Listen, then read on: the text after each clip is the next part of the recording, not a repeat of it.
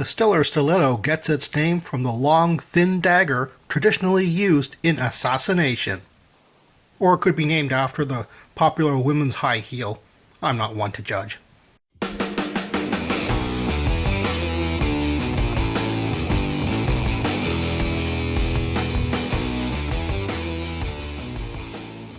Hello everyone, I'm Kevin, otherwise known as Forum BX257, here to bring you another 1980s GI Joe tour review, and today I'm going to be taking a look at the Cobra spaceship, the 1988 Stellar Stiletto, and its pilot, a Star-Viper. Now, they didn't make any cartoon appearances, but they both make their first comic book appearance in the old Marvel comic run of GI Joe in issue 72. But it isn't until issue 73 that we get to see the full uniform of the Star-Viper. In the comic book, he's actually treated as an individual at first, and is he's kind of responsible for the Cobra Civil War, which happens in issue 73 and onwards. Unfortunately, he is killed in the GI Joe comic book spin-off, GI Joe Special Missions, in issue 16, and it isn't until issue 28 of that series that we get to see the troopers, basically more of the generic Star-Vipers, and their Stellar Stilettos. One thing I do have to say that it's a little bit odd is, just like in my previous review of the Astro Viper, Cobra doesn't seem to be in space quite a lot. So it's kind of strange that the Stellar Stiletto is used quite often as an inter-atmospheric fighter rather than being shown in space. The Stellar Stiletto is a simple and surprisingly small vehicle, especially when you consider that the GI Joe equivalent of the spacecraft is a giant shuttle. I mean, here is an example of a 1983 Copter, and you can see that this thing is not that much bigger. And here's the GI Joe shuttle at the time. And as you can see, this is what a Stellar Stiletto looks like compared to it. I mean, it's only a little bit bigger than half the size. And quite frankly, the GI Joe shuttle is actually wider than the length of the Stellar Stiletto. So I don't think that the Stellar Stiletto was meant to go up against such a large vehicle. But then again, the Stellar Stiletto at retail at the time in 1988 was a much cheaper vehicle, so maybe Hasbro intended you to buy several of these things to attack your one GI Joe shuttle. The Stellar Stiletto had the following features: an opening canopy, which sat one figure, the Star-Viper, which was included,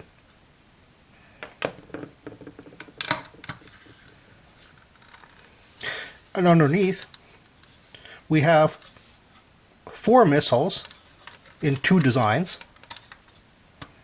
We have this longer missile,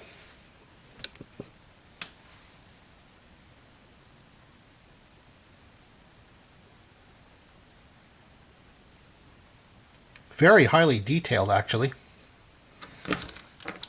and we have a much smaller missile here as well.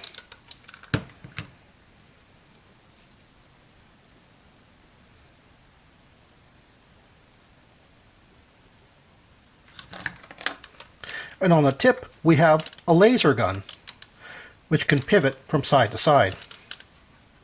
It can't go all the way back because it starts hitting the fuselage. And the final feature that the Stellar Stiletto has is its landing gear, made up of the rear portion of the spacecraft's body and the fin. So you just yank it up like this, and use the thrusters as part of a tripod of feet here, and it just rests like that.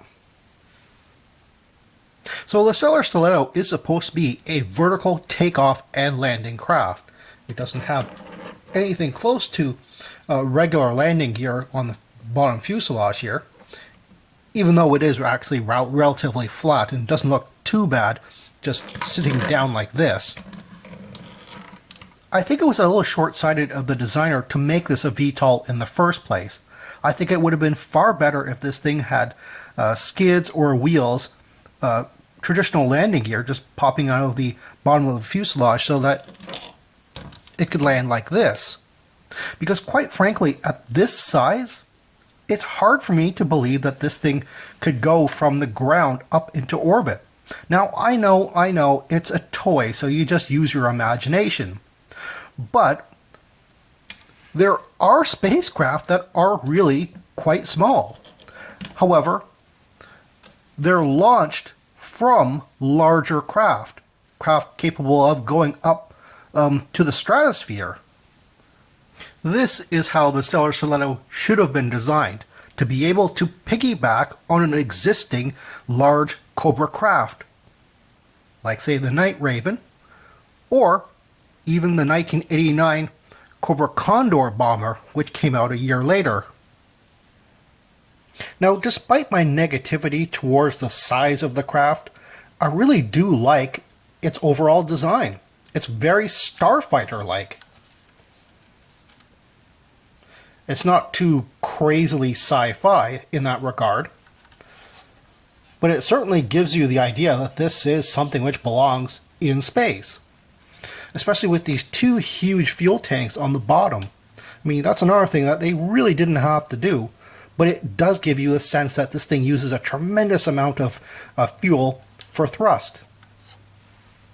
Now, the Star-Viper is a really cool design, and the black really does contrast against all this red.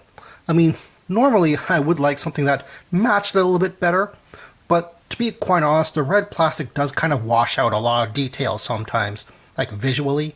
So it is nice to have something that contrasts in the seat. But one thing I find really interesting is, in the same year as the Stellar Stiletto was released, we have a carded astronaut who actually has all the same colors as the ship. And while they certainly do look like they belong together, the top portion of the Astro-Viper does look like it's sort of invisible in there. But now it's time for... Does a modern figure fit in it? As usual, I'll be using my 2009 Rise of Cobra Footloose figure as my default modern era figure to fit into this vintage vehicle. And right away you can see that this guy is just a little too wide. I mean, there's certainly enough length for this figure. He is of course 4 inches versus the 3 3/4 inch of the vintage figure, but the width of this guy,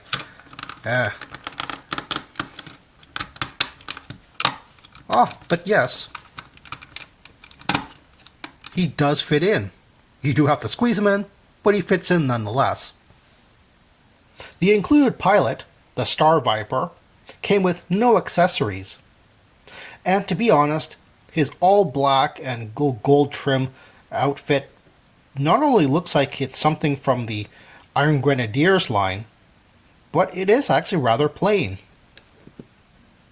However, it does have a few details which are kind of nice. Like the fact that he comes with a sculpted on, very narrow little dagger. Like a stiletto. Huh, see what I did there? And right on the mouth of his helmet is a sculpted on Cobra symbol. Certainly you would think that the rival for the 1988 Star-Viper would be the GI Joe astronaut Payload, either the 1987 or 1989 versions of him. Unfortunately, the two never meet in combat, despite both being in the comic quite frequently. Unfortunately, the Stellar Stiletto, piloted by Star-Vipers, are all destroyed by Ghost Rider and his Phantom X-19 stealth fighter in the comic books. And it's rather a shame because these two actually are kind of opposites. I mean, not just beyond the color choices with all black for the Star-Viper and all white for the astronaut suit for Payload, but when you think about it, Payload here actually works all his life to be an astronaut. And here we have a Star-Viper who is electronically enhanced. The Stellar Stiletto and the Star-Viper are relatively easy to find on the aftermarket and for a reasonable price. You can even find them complete with all the parts. Of course, you don't have to complete a Star-Viper, he comes with no accessories.